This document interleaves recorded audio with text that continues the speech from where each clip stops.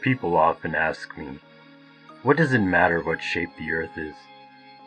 Does it affect my day-to-day life in any way? After all, I still have to go to work, pay my bills, etc., etc.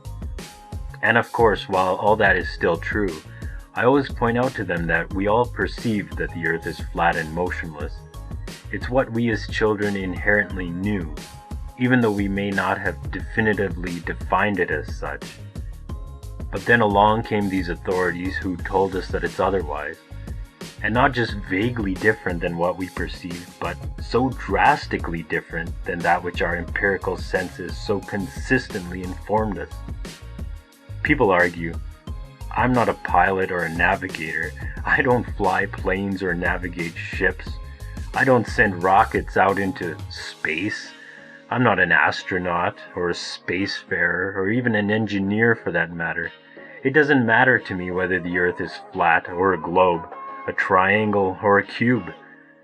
To which my response is, but you still observe a flat and motionless plane, no matter where you go to measure or observe it.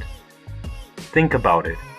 If our teachers could lie to us and go so far as to convince us all of this stark falsehood, can you imagine what else might be a lie? What other deceptions have we as a species swallowed wholesale simply because an authority figure has proclaimed it to us matter-of-factly? And not even the scientists and investigators themselves, but merely talking heads blindly parroting the lies to us. But then I realized that this is the very reason people cannot accept it, because once they acknowledge that they have been deceived on such a fundamental level regarding such a blatantly obvious fact, they would be forced to re-examine their entire lives and renounce the unquestioning faith they've invested in submitting to the establishment.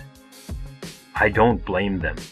The truth is blindingly bright when you've spent your entire life asleep.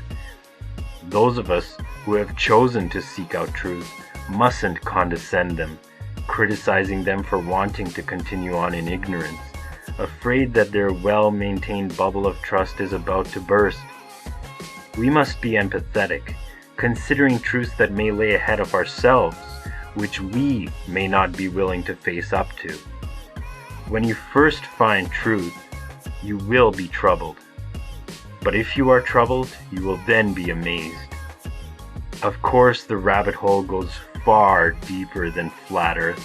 That's just the first rung of the ladder. So keep on seeking out the truth, and do not cease seeking until you find.